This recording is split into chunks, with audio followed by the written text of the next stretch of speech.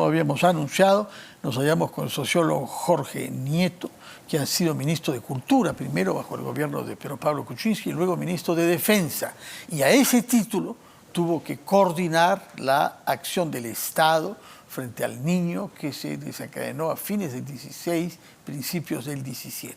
Señor Nieto, muchas gracias por estar acá. Muy buenas noches. Gracias, Fernando, por la invitación. Si usted compara lo que sucedió el año 16 con lo que está sucediendo por etapas en el Perú como amenaza climática, ¿qué diferencias hay en los hechos y en la reacción del Estado? Bueno, el primer dato que hay que dar en relación a esta situación es que, como aprendí entonces, en el 17, en el verano del 17, los vientos son veleidosos y no siempre los pronósticos se cumplen. El niño del verano del 17 estaba pronosticado para el año anterior. Sí. Le tocaba enfrentarlo a Ollanta Humala. Que designó al señor Benítez, ministro de Agricultura, ¿no? Exactamente. Y en ese año el niño no ocurrió. Se hicieron una serie de compras, tanto en el sector defensa como en otros sectores. Se hicieron algunas obras, como las mallas que se pusieron en algunas quebradas, particularmente en Chaclacayo y Chosica, lo que hizo que, a diferencia de otros huaicos, el que a mí me tocó enfrentar no traía consigo lodo pesado o troncos o piedras de gran tamaño, sino básicamente agua y lodos ligeros, lo que lo hacía más rápido, pero al mismo tiempo menos dañino, ¿no? De modo que ahora tenemos el pronóstico de este niño, que algunos dicen que va a ser de mucha envergadura, pero habrá que esperar a qué nos dicen los vientos, porque todo esto puede cambiar de un momento a otro. Pero ahora, en todo caso, ¿cómo reaccionó el gobierno en ese momento? Porque lo designaron a usted como coordinador multisectorial. Acá más bien es el primer ministro mismo que asume esa función. Sí, en el caso del 2017, Pedro Pablo Kuczynski me nombró coordinador de la acción del Estado y en tal calidad también de la coordinación con las iniciativas de la sociedad. Y eso fue hecho por resolución, en fin, y me trasladaron en la parte previa al inicio de la emergencia, que empezó el 15 de enero, me trasladaron tanto INDECI como CENEPRED, estaban yendo al Ministerio de Defensa. Entonces se hizo... INDECI, donde el jefe era en ese momento el que es ministro de Defensa ahora, ¿no? Jorge Chávez. No, todavía no. Él no era todavía, él estaba en defensa, yo viendo el personal con el que contaba en defensa para hacernos cargo de la situación, lo nombré coordinador del COEN primero, que yo refloté y le di un sentido distinto, cosa que no se entendió muy bien, creo, y luego lo nombré director jefe de INDECI, sí, ¿no? Después. Pero volviendo a la pregunta, yo creo que en ese momento reaccionamos el 17, tengo que decirlo, reaccionamos rápido y reaccionamos bien para atender la emergencia, que es lo que a mí me tocó coordinar. Otra historia es la reconstrucción. Entre paréntesis, debo decir, Fernando, que yo en algún momento me acerqué con el presidente Kuczynski y le dije que me diera a mí la reconstrucción. Le hice un diseño de lo que sería eso.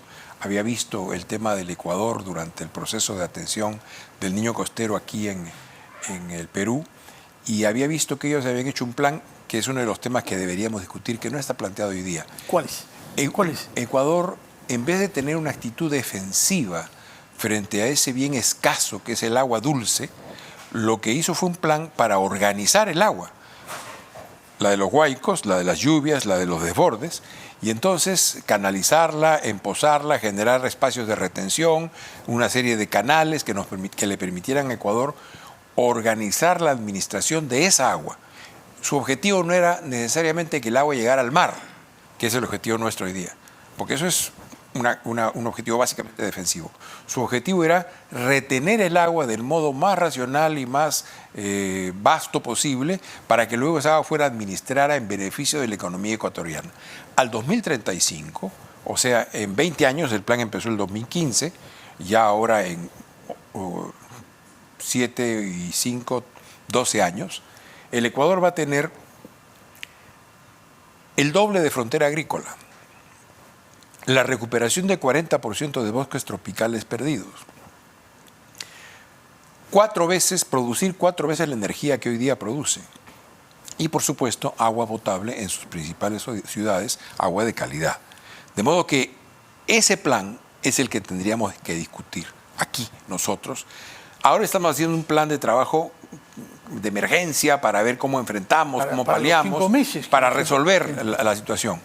Pero en realidad lo que necesitamos discutir como país es un plan de esa magnitud.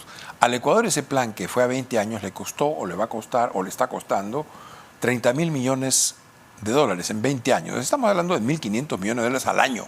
O sea, una cifra absolutamente manejable. Yo en su momento pregunté a algunos especialistas en eso, particularmente al Instituto Chino del Agua, que nos hiciera una idea y cuánto nos costaría.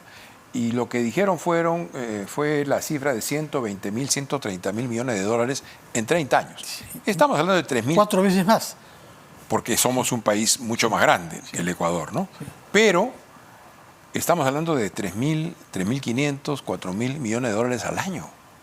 Esa es una cifra absolutamente manejable para el Estado peruano. Solo en corrupción, según los cálculos de la Contraloría, perdemos mucho más que esa cifra. 20.000 millones. Pero de cualquier manera, sea el costo uno u otro, o sea el diseño este o aquel, creo que necesitamos discutir en serio algo que venimos padeciendo. ¿Por qué no se ha hecho? Eso ya nos lleva a conocer su opinión sobre la actual gestión, ¿no? ¿Por qué no lo ha hecho el gobierno? Bueno, yo creo que en general la sociedad peruana está desguarnecida frente a este tipo de fenómenos.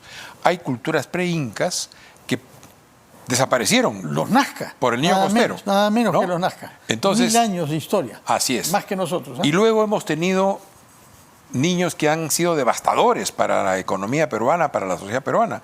Y sin embargo, no aprendemos.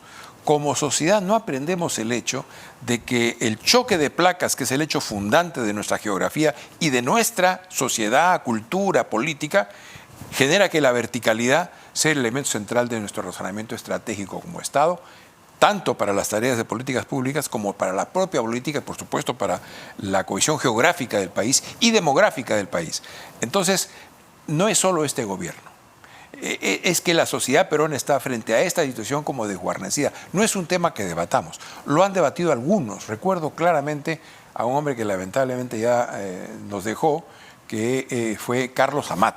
¿Cómo no? Carlos Amat discutió esto con mucho de agricultura. Sí. Él tenía una idea muy clara de esto y su idea era pues de larga duración, ¿no es cierto?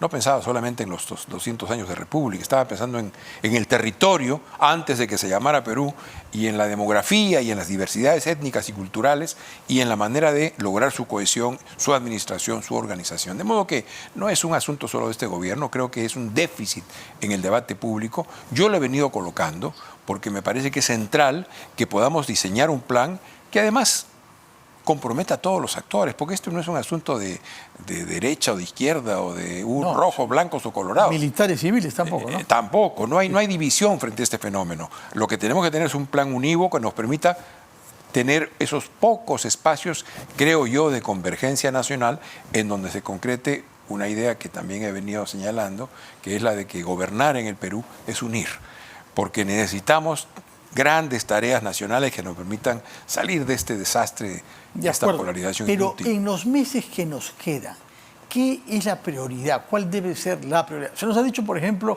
que se van a comprar o están en el proceso de comprar 3.000 maquinarias pesadas para descolmatar algunos ríos, reforzar defensas, reverencias, etcétera, y que se han identificado todos los puntos críticos de las cuencas y de las infraestructuras.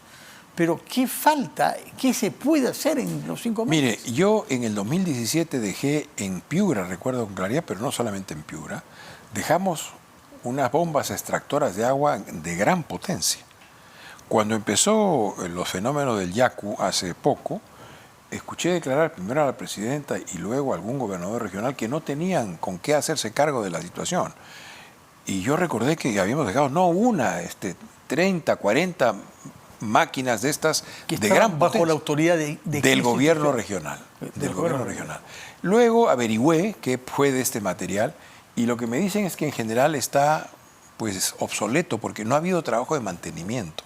Pasa con esto, con las máquinas, con el material que tiene el Estado, lo mismo que pasa con el río Piura y con otros ríos de la zona, que después de la Avenida del Agua nunca se limpian.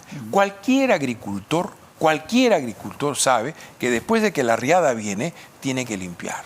Todos los años. Pero nosotros no. Limpiamos cada vez que parece que va a haber amenaza de niño costero, con lo cual el trabajo que hacemos es doble tipo. ¿Qué problemas veo? Primero, aquel que decía de concepción general, estamos en una política básicamente defensiva, se ha asignado un presupuesto. Seguramente, como lo dirán, como lo sabrán y lo entenderán las autoridades, ese presupuesto va a ser siempre exiguo para las necesidades que existen, pero yo sugeriría que tengan algunas prevenciones. Primera prevención, pregunten a los pobladores de las zonas y pregunten a los ingenieros de las regiones, porque luego llegamos desde Lima con una serie de soluciones que hemos hecho con planos y con asesoría técnica, pero en el terreno no funcionan. Quienes saben por dónde va el río, por dónde desfoga, es la gente que está en el lugar. Y quienes tienen soluciones bastante pensadas para este problema son los ingenieros, los colegios de ingenieros de las regiones. Entonces, la primera atingencia, sugerencia, prevención que diría, es que pregunten, que tengamos un poco más de humildad y que en vez de llegar con los planes ya hechos desde Lima, pregunten en las regiones, a la gente por un lado y a los colegios de ingenieros de la zona. ¿Por qué es importante esto, Fernando? Porque tenemos muy poco tiempo.